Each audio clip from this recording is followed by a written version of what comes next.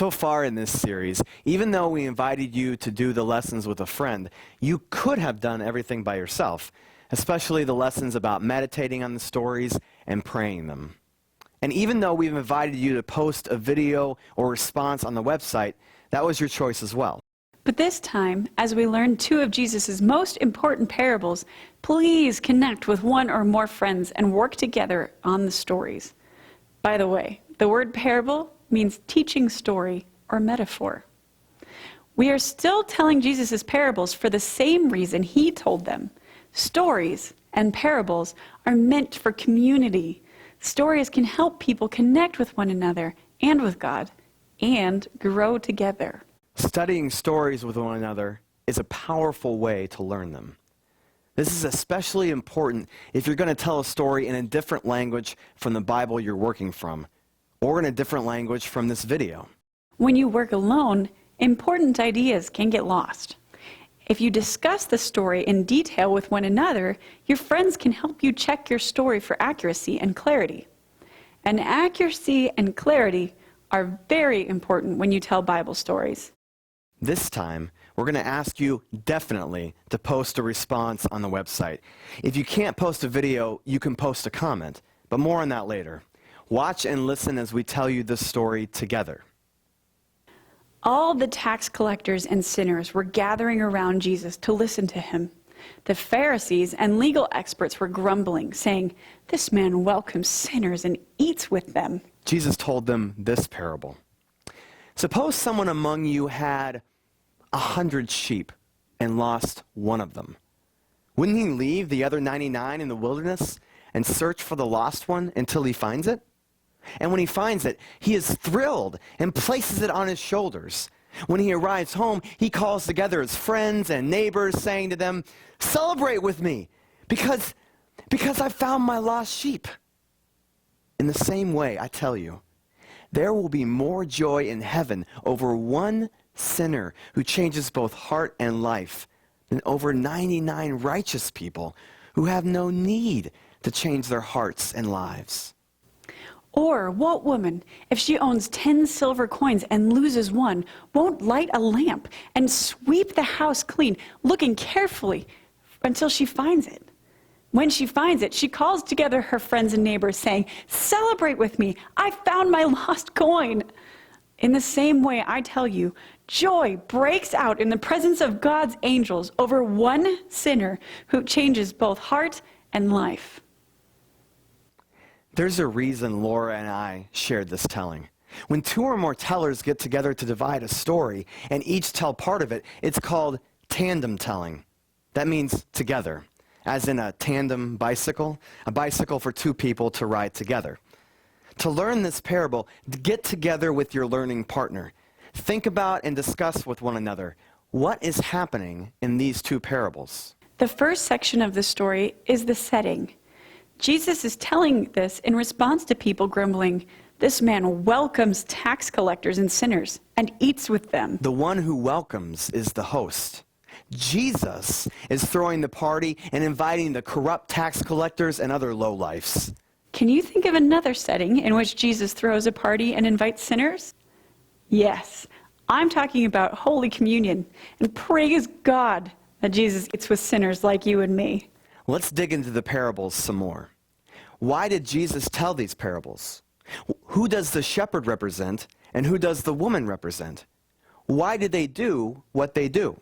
Who or what are the lost sheep and the lost coin? What do they have to do in the story? These parables may seem simple, but they're deep. If you have downloaded this video, pause it now and discuss these stories with your partner. If you're streaming it, you can discuss the parables later. In the 15th chapter of Luke, we see another story that Jesus told right after these two. This third one, which many people know as the prodigal son, is the climax of the series of 3 parables. It really should be called the 2 lost sons and the loving father, because the older son is just as lost and separated from his father as the younger one. Dr. Kenneth Bailey lived and taught in the Middle East for 40 years, and he says this: "The father in the story acts like no father in Jesus' day would ever have acted. humiliating himself by running to protect his son from the anger of the village, and then reconciling with the son through pure grace.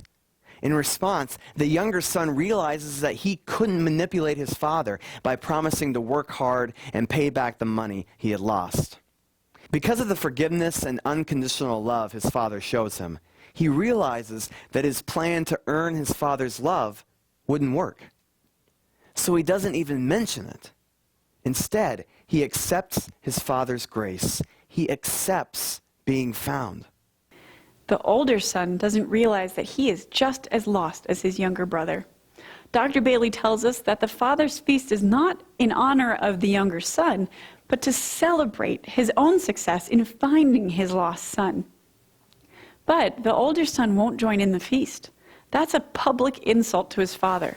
So the father runs out and humiliates himself again by pleading with his older son in public to be reconciled to his father and his brother. Jesus told these parables to a mixed group of people: tax collectors and sinners, people like the younger brother, and Pharisees and legal experts, people like the older brother. Jesus invited the righteous folks to come to the party. He's saying, see how the sinners are letting themselves be found by me? Please, come into the party. Accept being found. Be reconciled to me and to your brothers and sisters. This is a wonderful, important story, the climax of this group of 3 parables. Told together, these 3 parables form a beautiful picture of God's grace and of the lengths to which God will go when God is looking for us. And God is always looking for us. Does this last parable show you any new ideas about the first 2? Who is the flock in the first one?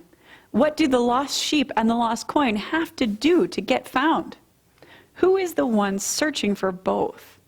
Who or what in the story is the closest to who you are right now? If you're not lost right now, have you ever been lost in a far country, away from God? Or have you ever been lost like the older brother was lost? Have you ever refused to rejoice with God about someone who returned to God? Maybe that was someone who did really shameful things, someone you wouldn't trust, but someone God has chosen to forgive. How hard does God have to search for you? How does your story connect? If you have downloaded this video, pause it now and discuss these questions with your partner. If you're streaming it, you can discuss them later to save minutes. These 3 parables really should be told together, but the last parable is long. So for this session, we're just going to learn the first 2 parables. In Jesus' day, sheep grazed in dangerous, wild, hilly land that had no fences. There were deep gorges that could fill with water suddenly when it rained miles away. It wasn't safe, fenced pasture land. There were wolves and lions in the wilderness, so it was dangerous for the lost sheep, for the shepherd, and for the 99 sheep the shepherd left behind in the flock.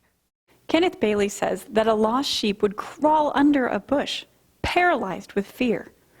Since it was weak and could not walk when it was found, the shepherd would have to carry it home on his shoulders, a heavy load over rocky, dangerous terrain. No wonder the shepherd celebrates when he gets home safely. But the sheep, which wandered away on its own, had to accept being found. How can you show all this with your voice and body as you tell the story? The kind of house that Jesus talked about in the second parable was made of black basalt boulders. The rooms had a door, but no window. So the woman had to light an olive oil lamp and search carefully for the coin. This is a floor paved with basalt, with dirt in between the rocks. It isn't easy to see something small in this house. How can you express this with your body as you bend over and search the floor? Now with your friends, learn these parables of the lost. Tell them to each other. Check each other's telling against what's written in the Bible. When you feel confident you can tell these parables, be sure to go to the website and post a video of your telling. If you don't have any way to post a video, then write something about how you learned them, what it means to you, and who you've told these parables to. Of course, if you want to, you can learn the two lost sons parable too. Then, when you're ready to learn another story, come back to the website and download video 11, Mark's telling of the resurrection story. So, go tell it.